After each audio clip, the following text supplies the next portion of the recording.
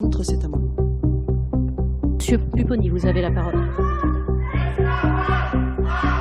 Suspension de séance, s'il vous plaît. Suspense.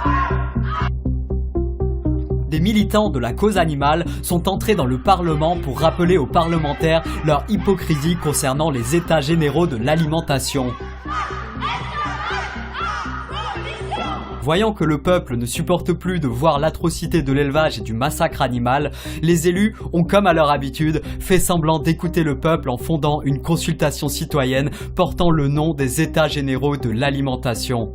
À l'issue de cette consultation citoyenne, le peuple avait émis la volonté minime de vouloir voir interdire les élevages de poules en cage, de vouloir des caméras dans les abattoirs, d'arrêter d'imposer la viande au menu des cantines scolaires et d'imposer un étiquetage pour savoir si les animaux avaient été heureux ou non avant qu'on leur tranche la gorge.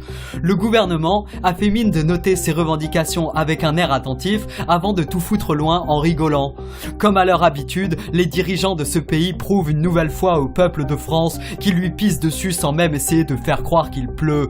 Heureusement, des militants de tous bords sont là pour leur rappeler que le mandat des parlementaires est de créer des lois qui défendent les faibles face aux puissants et non des lois qui permettent toujours aux riches de s'enrichir et aux pauvres de mourir.